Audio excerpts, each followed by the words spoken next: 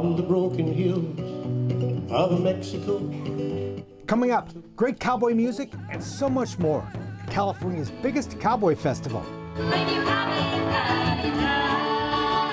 But next, Crow Indian artist Birdie Real Bird. This is the headpiece. It's called the key. You're looking at the amazing work of award-winning Native American artist Birdie Real Bird. See this martingale? Usually it's made out of wool, but mine is out of buckskin, and then I wrapped it or the edging around with wool.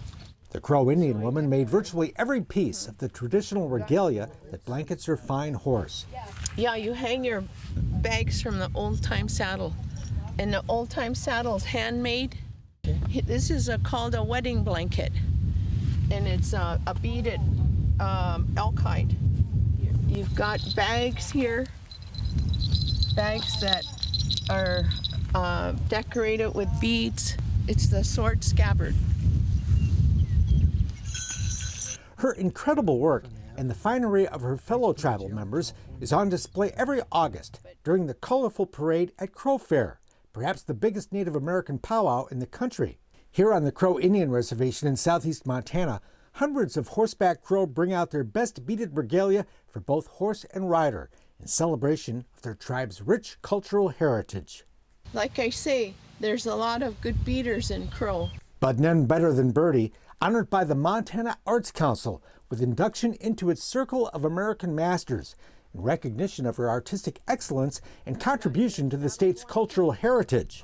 You can be an artist and preserve your culture that way, and I'm using beads to preserve my culture. Beading is a major part of every piece she makes. In fact, it's been a central part of her life since she was a young girl growing up on the reservation. My mother was a beader. All the ladies in my life were beaders. Mom encouraged Birdie's interest by giving her a traditional beading necklace when she was just 12, which she still wears today. In my beadwork, I do a lot of this navy blue, white navy blue. Grandmother was another major influence, but the desire to learn was all her own. I wanted to do it. Nobody said, okay, I'm going to show you how to bead and you're going to be a beader.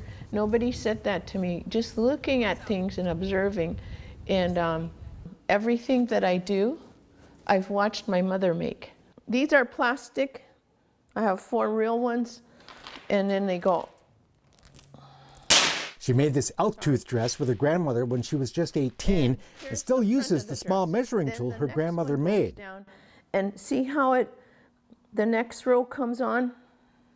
Comes about 1.5 inches. As the teeth goes, it flows like that, and that's what it's supposed to do. And then it's decorated with rows of lazy stitch. So you call this a lazy stitch. This comes from the time before beads came, and quill work was kind of similar to this, how they lay it down. Back in the days, they said if your husband's a good hunter, your teeth goes all the way down to the bottom of your dress.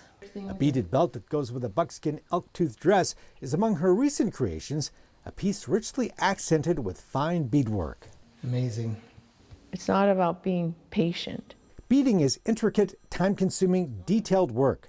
Stitching together tiny beads on buckskin might appear to be tedious, but for Birdie, it's a labor of love.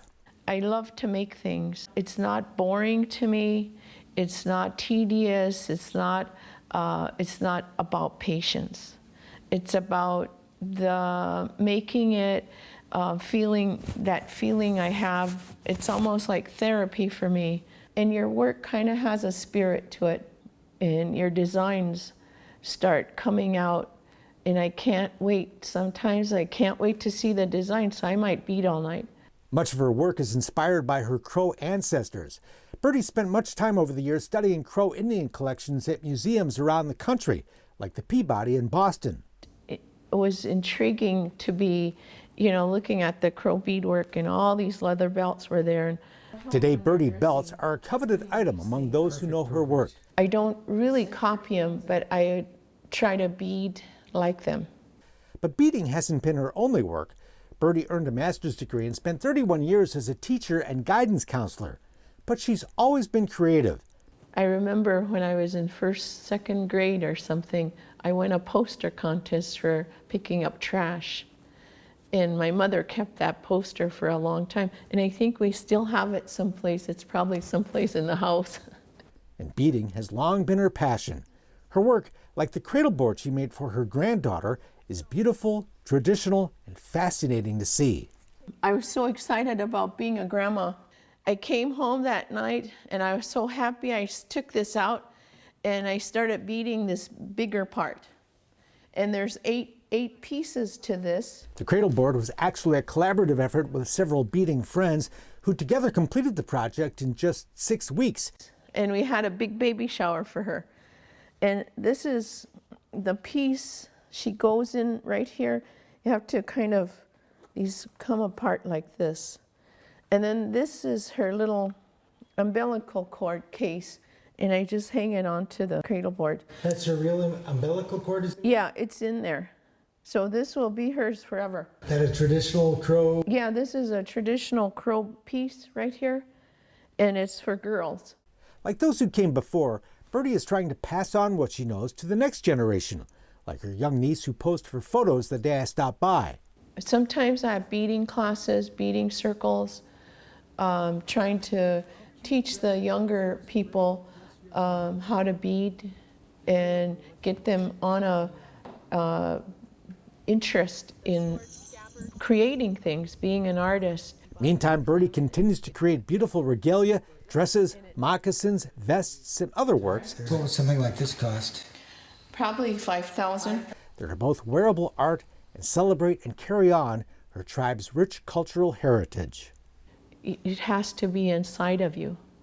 And I liked making things.